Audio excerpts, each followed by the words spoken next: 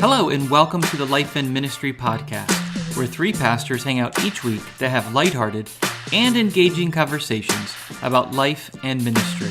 For more information, visit us on our website at lifeandministry.net.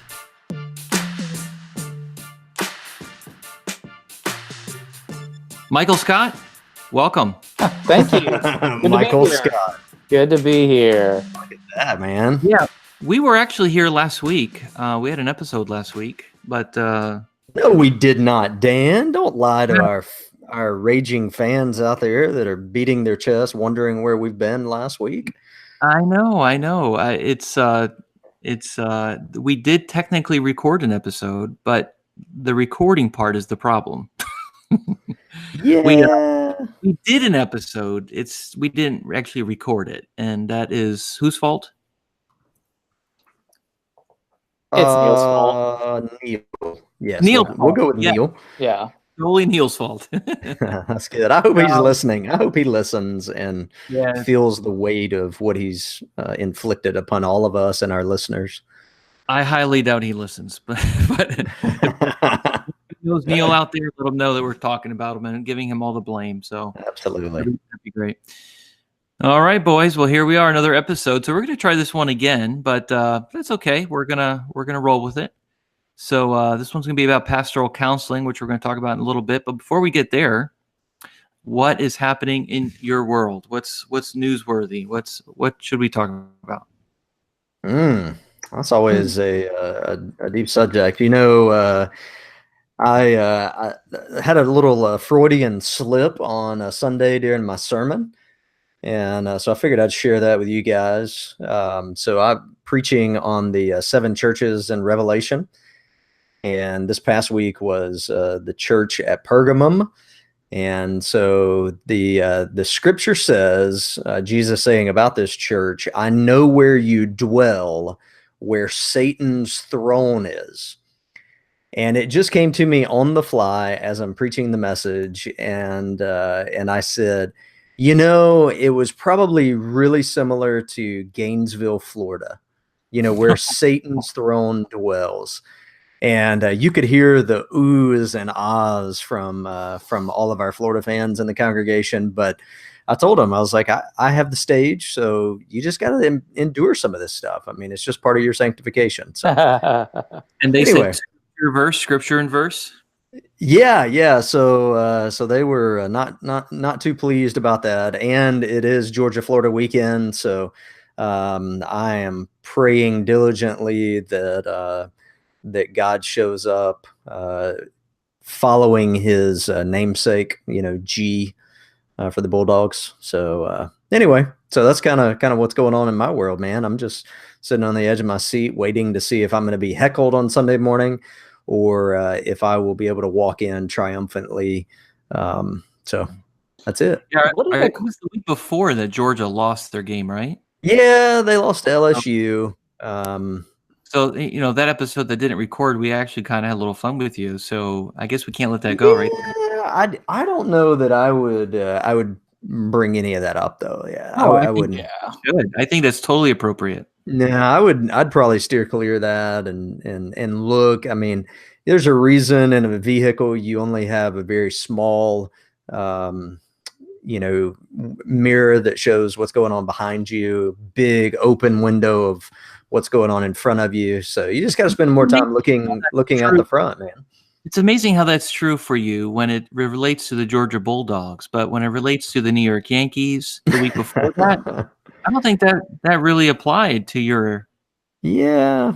Well, I mean, nobody likes the Yankees. So, I mean, everybody understood that's listening to the podcast. So. I mean, cheering for the Yankees is like cheering for the Emperor in Star Wars. Like, yeah, they're powerful and they're good, but like, don't you feel a little dirty inside? Yeah, you got to take a shower after. Not at all. And the Yankees actually embraced that. The Yankees actually embraced that evil empire. They were labeled the evil empire by the Red Sox many, many years ago. And of course, this is all during Star Wars hype. So every Yankees game, they actually play the Imperial March of the Empire. That's awesome. Embrace it. They embrace the evil empire. And so it was something else this past summer when I was there at Yankee Stadium to hear the Imperial March as the Yankees are taking the field and they're being introduced.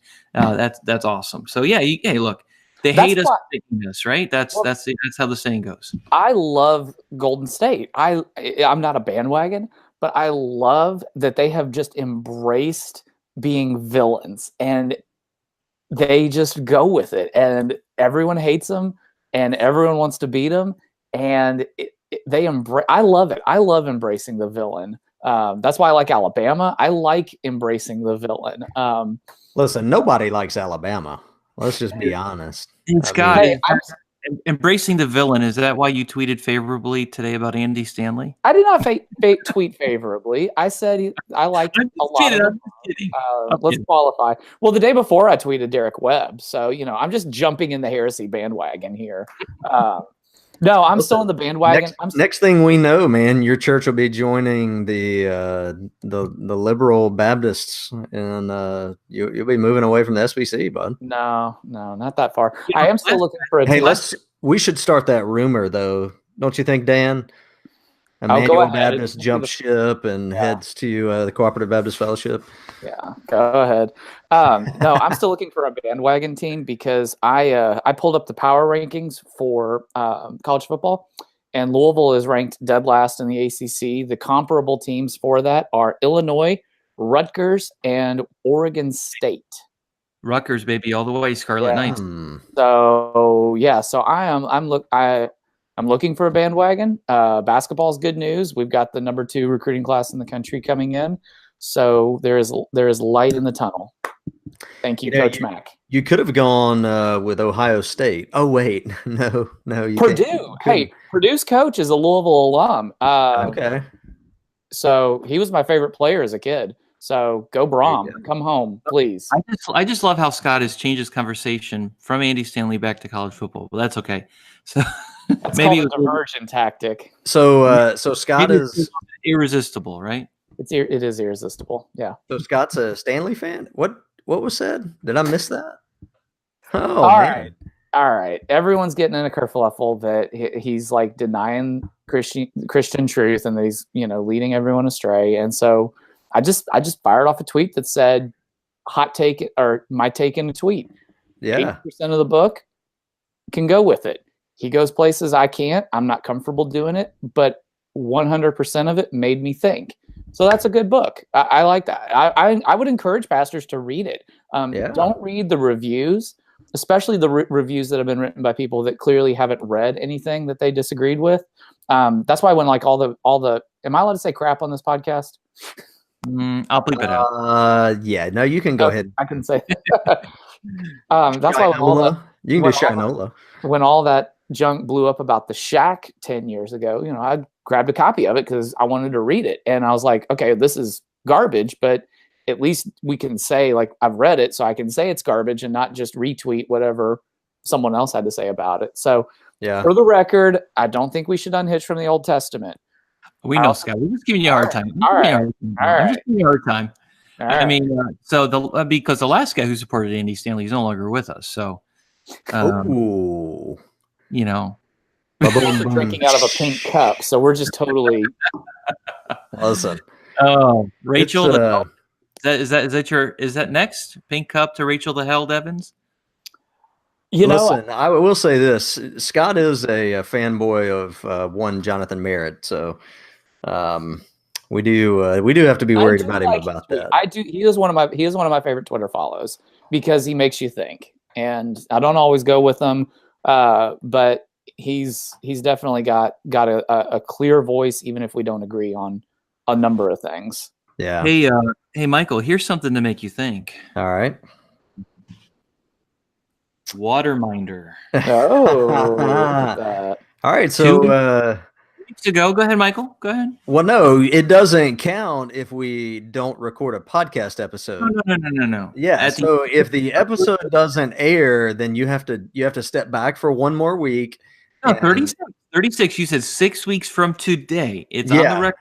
I left it in there for that reason. However, today is 6 weeks. You have to extend it a week when you fail to record. Okay. No. So look, just in case those who didn't listen to the end of 36, you need to. Michael made me a little friendly wager over a Yes. Starbucks drink that I would not be using this Waterminder app 6 weeks later, which was my pick of the week. And Yes. 2 weeks later, I still am, and actually, I've been using it for at least 6 weeks before that. So You still have 4 weeks to fall off the wagon, though. So I'm feeling confident. drink I'm my feeling water. confident. There you go. Yeah, drink your tap water. It's all Yeah. good. Anyway, that's all good. Hey, Michael, you said Freudian slip earlier, Yeah. which is a great segue into our episode about counseling. So I don't know if that was intentional or subtle I or. mean, I may have thrown that in there just to see if anybody was paying attention. Dude, I knew you were the man. I just So, know you're the yeah. man. That's okay.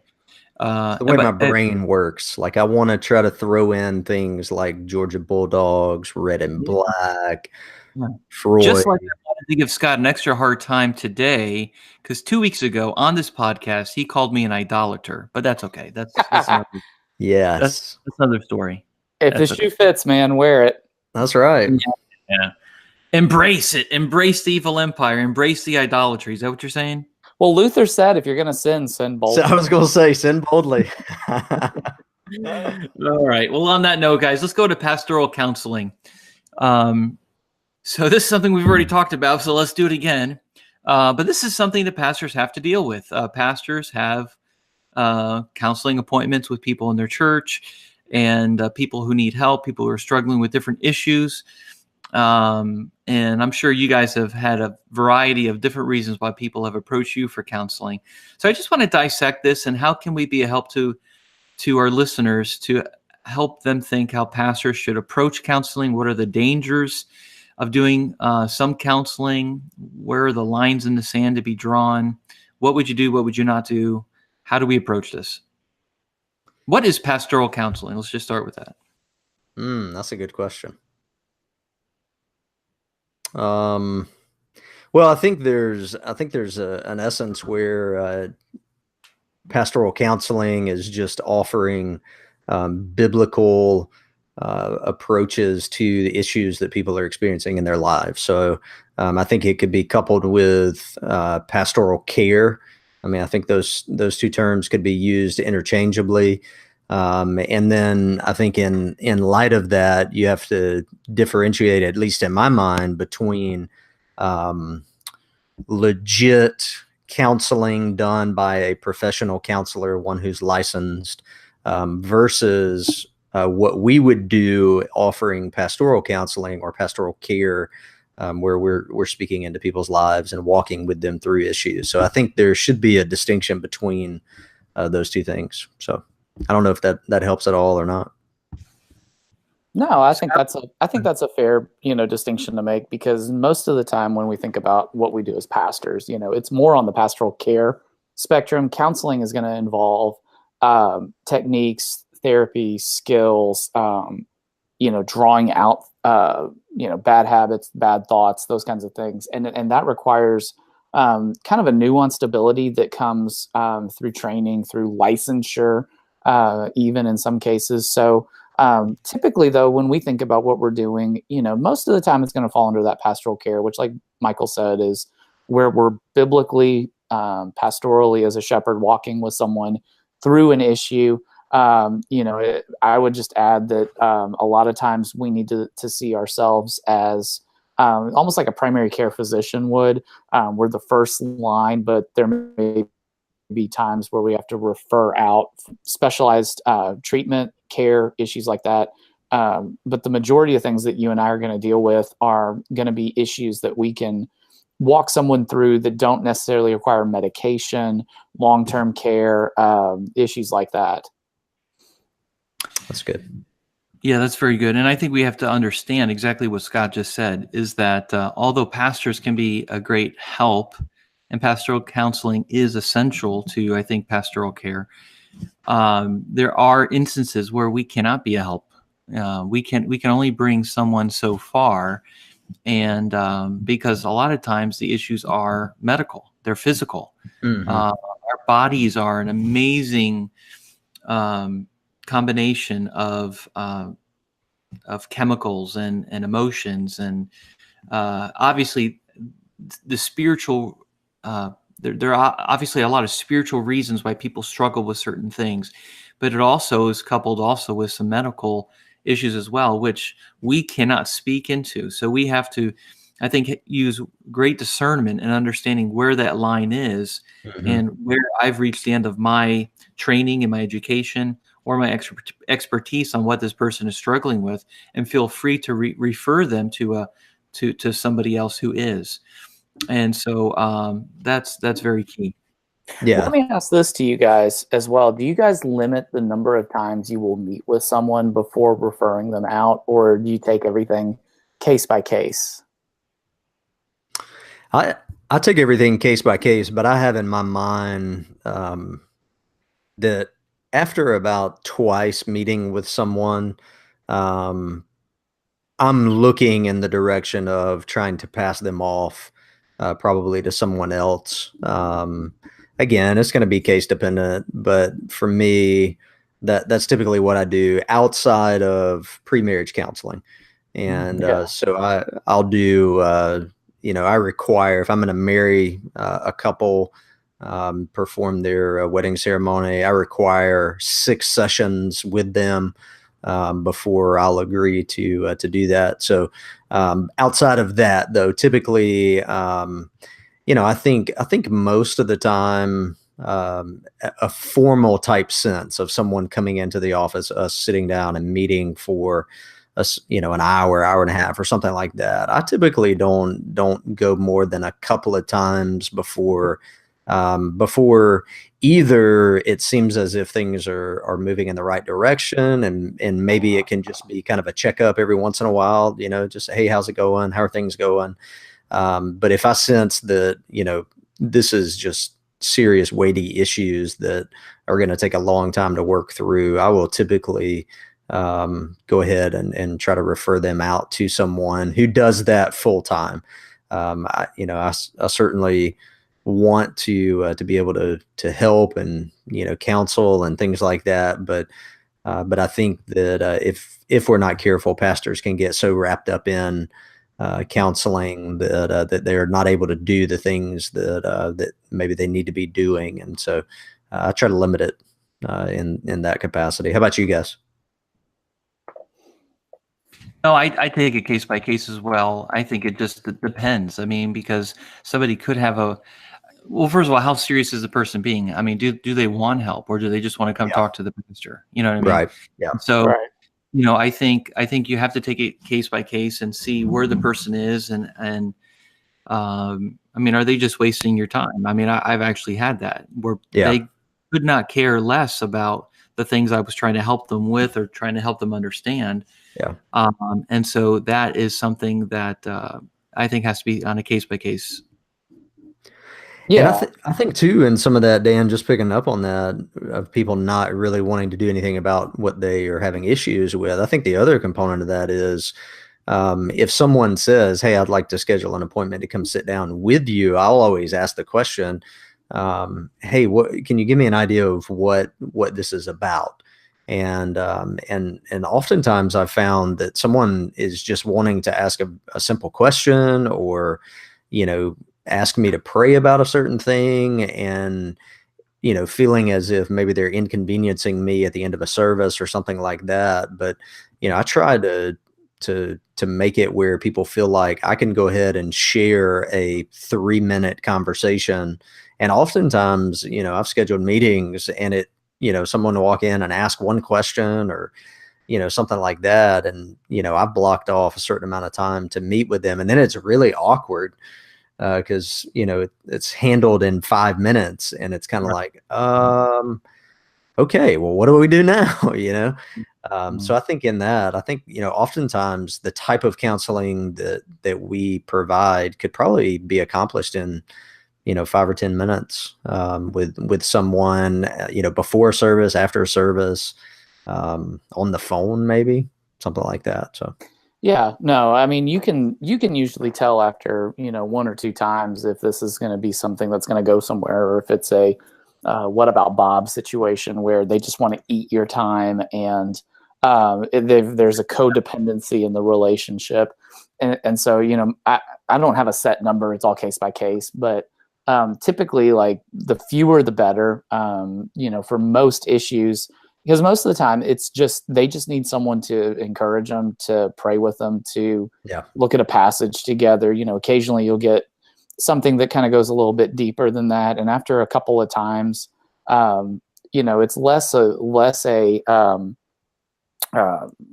pride thing than anything, just for me to go, look, this is outside of my wheelhouse. I really would love for you to talk to someone who can help you kind of deal with these deeper issues that are at work here.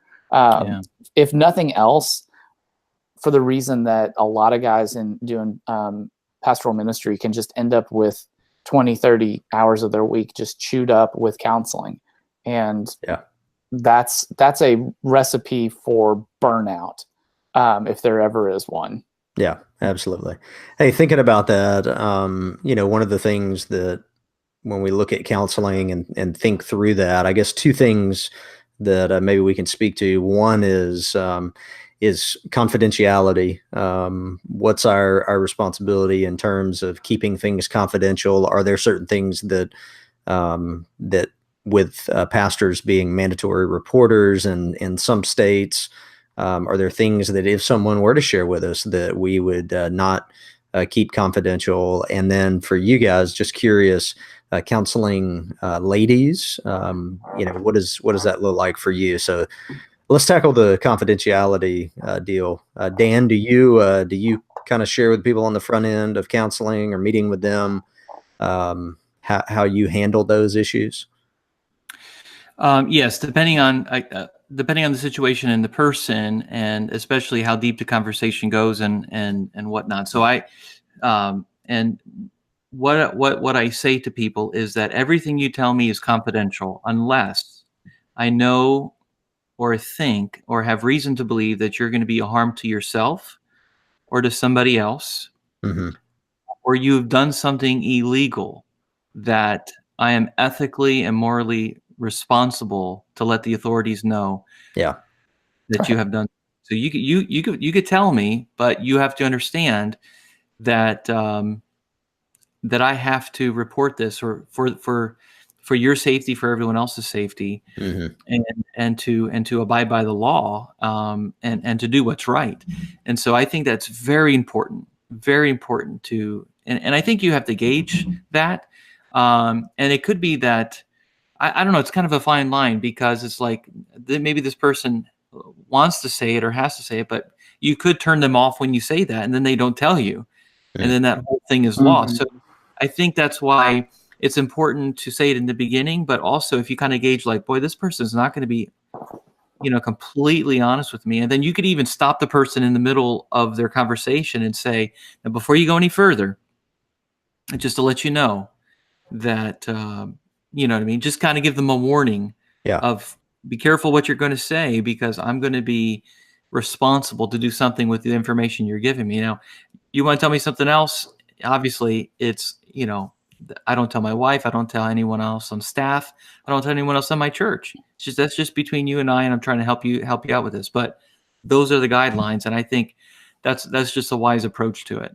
Yeah, I just sent you guys something, if that's a breakdown of the whole issue of privileged communication and how it applies to clergy when it comes to child abuse, or sexual misconduct issues. And the key to take from this is this sentence: the privilege is not absolute. While clergy penitent privilege is frequently recognized, it is typically interpreted narrowly in the context of child abuse or neglect. And so there are certain times where we have to be honest with the people that we're talking with. Once they share something, say, this is a different kind of relationship than what you would have with an attorney, what you would have with a licensed therapist. And to say, I have an obligation, if something comes out, if you're a threat to yourself, a threat to someone else, if there's an allegation of abuse or a crime committed, that, you will have to report it. And I think you have to say that on the front end.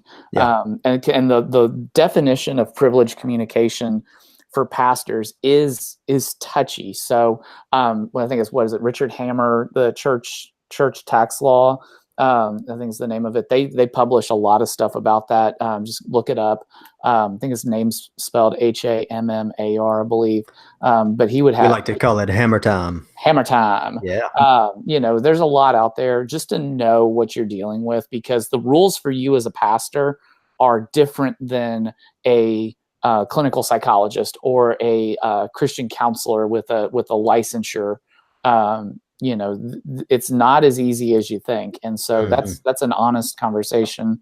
Most of the time when they talk about clergy privilege, it's almost always in the context of like a confessional booth, which we as good Protestants, would nail things to a door to push back against that. So that's good. So Information Day. Yeah, that's it. Yeah. So speaking of that, so with privilege and some of those things, how do you guys handle counseling someone of the opposite sex? What do you do? Do you offer to do any counseling in that type of environment? Certainly, we're in a kind of an interesting spot in the Me Too culture, where there's I guess a concern that a situation could happen as a result of being alone with a female. But then there's also the pushback from a lot of ladies asking the question of, okay, am I not just as much a member of your congregation as a man is? And then why is there this barrier up? So I'm going to launch that grenade to you guys and just see how you want to dance around that a little bit. No, I'm not going to dance at all. I'm very careful when it comes to counseling women. As a matter of fact, I probably most cases I won't, unless there are certain parameters are met. I will never meet somebody alone. If it's a marital situation, I will not meet without their husband. You know what I mean? Because I think that is a very touchy thing, or unless my wife is also present. You know what I mean? Because doing marriage counseling, you go back to the stories of people who've had affairs or whatnot, that emotional attachment, or this guy's actually listening to me. You know what I mean? This is, he actually has answers. My husband's not doing. I mean, whatever. I'm not saying that I'm all that attractive or some gift to womankind here, okay, or womanhood. Dan, we all who are watching on video clearly see. Anyway, but I think it is appropriate to counsel women, but never alone. So if you are to do that, make sure that the door is open, that there is somebody within an earshot, and I let the lady know, look, the door has to be open. So anything you're going to tell me in uber confidence may not be an uber confidence, because my secretary can hear you just a couple doors down. Yeah. And so we have to understand that. So, and I think even there, it's a situation. So case by case situation, where I had a 90-year-old lady in my office a few weeks ago. You know what I mean? Use discernment, use wisdom, obviously, with that. You know what I'm saying? So, but anyway, so yeah, I think you have to be careful. I understand that, but biblically, I think if we are to be a community of people who care about each other and love one another, the pastor is not the only person to run to for help or support, encouragement. The pastor shouldn't be the end all for counseling. We should have this community, these life groups, these relationships that are organic within our own body, that women can run to other women. I mean, I can't deal with women issues. You know what I mean? I'm a guy. You know what I mean? But my wife can. There's other women who can. And so I would do so very, very seldomly, depending on the situation. And if not, refer them to other. I've often referred them to my wife, or referred them to other women in the congregation that have walked their same path, whether it was through a divorce or they're recovering from a previous abuse situation that is really harming them now psychologically, or something that they're coping with, or parenting issues necessarily, or whatever. Obviously, I'm not just counseling men. I have counseled women before, but I think you have to have your guard up. You have to take those precautions, not just because you don't trust the woman that you're dealing with or you don't trust yourself. It's what other people might think or say. And just in today's age, all it takes is one false accusation to destroy everything that you've worked for, everything that you've stood for. Yeah. And we saw this with the Kavanaugh thing. No matter where you stand on that, whether that was true or false or whatever, all it takes is just one person saying one thing for it to all come. So I want to prevent that. I want to prevent that, and I think we need to be on guard against that. An ounce of prevention's worth a pound of cure. Yeah. Yeah. There you go. Yeah. So those, that kind of answers those two questions. How would you? I know that we certainly have pastors that probably listen to this podcast, but I think we too have church members that may be listening to this podcast. How would you go about encouraging them to seek counseling from a pastor? So maybe they're in a situation where they think, man, I really need to sit down and talk with a pastor.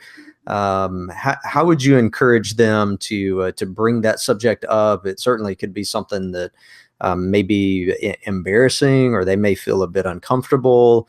How would you encourage a church member to approach their pastor if they need some counseling? Scott, why don't you take this one? Yeah, I mean, my thought on a lot of this is if you've got a sinus issue, you're going to go to the doctor. If you've got a car issue, you're going to go to the mechanic. It's if then, and it's a A to B connection. But when it comes to emotional issues, spiritual issues, marriage, relational issues, whatever it is, we just think we can fix it ourselves. And so the starting place is, encouraging people. And we try to do this I try to do this from the pulpit and say, we are available. We are here. Do not go through this alone. Do not think you have to do this. Now, does it fix it? Yeah, it's just encouraging people to do that. And does it always every time mean that we get people that reach out to us? No, but it's communicating. If you need help, go talk to someone. Don't feel embarrassed. We are happy to do whatever we need to help our people. So we're happy to come into their homes. We're happy to meet them off site. We're happy to do whatever we can. But the starting place is encouraging people to, treat this like you would anything else, and compare it to their car or to their heart. You're not going to just let that sit. And sometimes all you need is just someone to pray with you and read Ephesians 1 to you and remind you who you are in Christ. Mm-hmm. That's good. Yeah, I would just say to you, to someone who may be sitting in a spot to, just say, and maybe even by email first, just email your pastor and say, hey, listen, here's something that I'm struggling with, or something that I'm walking through right now. And do you, number one, do you have any advice, any encouragement that may help me?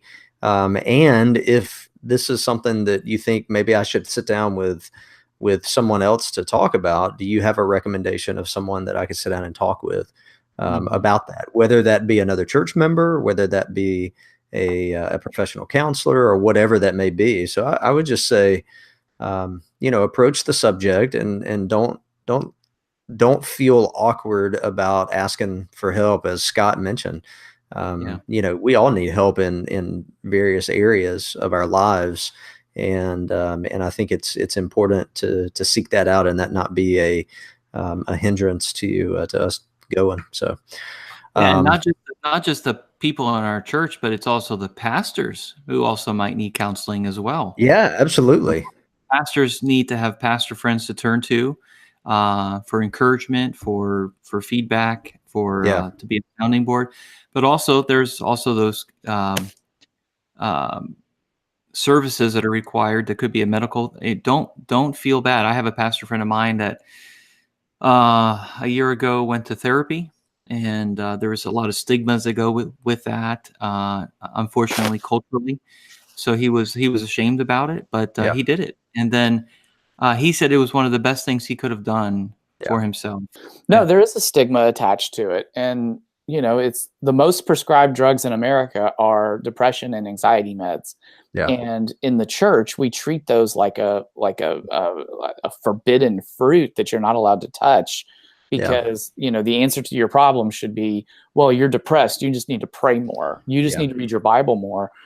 I've taken anxiety pills for 4 years now, and it's because there's a brain chemistry issue that has to be brought under control, that is managed by medicine. And that's okay. Like, I don't have a problem admitting that. Even to our church, it's not debilitating. It's a reality of The life. fall. Yeah, it's a reality of the fall. Yeah. Yeah, absolutely. And I would say this: if there's someone here that's listening, maybe a pastor who feels like they do need to go talk with someone, a professional counselor or something like that. Oftentimes, health insurance will cover, I think it's the first 6 sessions or something like that of meeting with a licensed counselor. So, if you feel like that and you're worried about the cost, I would certainly check your health insurance coverage and see. I talked to a pastor friend who their local association of churches, they have a counseling ministry that's in that general area. The association actually will pay for the first 3 counseling sessions for the pastors that are a part of that association.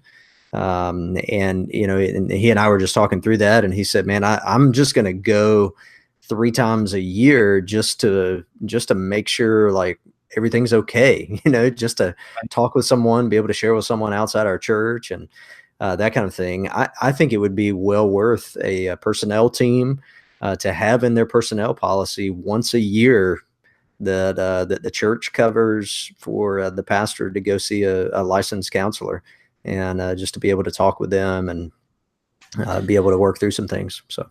Right. And even as a starting point, NAM, North American Mission Board, has a partnership with Focus on the Family called the Pastoral Care Line. It's 1-844-PASTOR, and then the number 1-844-PASTOR-1. They say it's a free, confidential, dedicated helpline for pastors with trained professional counselors available every day from 8 a.m. to 10 p.m., and confidentiality is ensured by Focus on the Family. So if anything, it's a good starting place. If you're a pastor, we're talking about you being willing and able and available to counsel other people, but don't dismiss your own counseling needs as well. All right, guys. Well, anything else before we transition to the pick of the week? Man, I am so excited about pick of the week, Dan. Pick isn't it the week? Let's do this. Yeah. All right, so pick of the week. Let's see. Eeny, meeny, miny, mo. Let's go with Scott first. Yeah. So I can't remember if I did this one on an episode that actually aired or not. So if I did, I'll find something else really quick. But Scrappy Church, not to be confused with Scrappy Doo, Scooby-Doo's lesser known cousin. New book written by Tom Rayner, soon to be formerly from Lifeway, about God's not done with your church yet. You may not have all the bells and whistles that the regional megachurch down the road from you does. You may not have all the families that you think you need, but God still has a way to use your church. And it's a great little book. Bought it for our staff. We're going to read through it going into next year. But most of us are probably serving in churches where we just kind of wonder where it's going, what's happening. And I feel like this would be a great read for pastors. It's easy. Talks about outward deluge, welcoming, and closing your back door, which I had a chance to hang out with a campus pastor of a mega church in our area. And even they that have all the answers, they have it all figured out, they still have the back door. And so those 3 things help. So grab it. And Dr. Rayner, I'll take 10% of any referrals that come in for this. So that's all. Yeah. Listen, good luck on getting anything from Dr. Rayner, because I have put some stuff together off of one of his books, and it's been downloaded thousands of times, and I sent it to him, and then he made a Bible study and didn't include me in it. So I'm I'm still burned up about that a little bit. So Thom, if you're Ouch. listening, just know that I'm still bitter about that. So anyway, Dan, what's your pick of the week, man? Yeah, I'm gonna just use the one that I Waterminder. No, that was 2 weeks. That was 2 episodes ago. All right. So I'm going to go with a book by John Stott, which I think is what I gave last week. I can't remember, but that didn't record. It's a book I've been reading recently, called Between Two Worlds. It's a book on preaching, and a very relevant book written in the early 80s. But Stott is the principles he lays out there are timeless and still issues that we're grappling with today. So pick that up. Very, very good. Actually, I think that's no. I already mentioned that another pick of the week. Oh, I know what I did last week. I know I did the Dan. Expositional Preaching by David Helm. Okay, look, I'll give you two just in case. Expositional Preaching by David Helm, a little orange book. How to Speak God's Word Today. Excellent book. And the reason I mention this, if you go to Crossway's website, they are giving you a free ebook download if you give them your information. So if you want to sell your stuff out, information out, you can get to Crossway. You can get a free ebook download of Expositional Preaching by David Helm. So check it out. There you go. All right, Michael, what you got? Yeah, well, since you guys went all serious with books to read about your church and preaching and all that, I'm going to go with something that actually goes along with our episode about counseling. If you need a laugh, you just want to crack up, go and search the YouTube, like the Google, search the YouTube for Bob Newhart, Saturday Night Live, Stop It. It is Bob Newhart. I saw that. Yes, I Bob saw Newhart that. That's a great clip. as a counselor, and you will roll on the floor laughing. It is so good. So go check that out. It's worth a laugh today. Very good. All right, and looks like Scott's having some microphone problems, so we will just conclude this episode, Michael. Yeah, we didn't want Scott a part of this anyway. That's all right. Well, it's been another episode of the Life in Ministry podcast, and until next time, this is your best podcast now.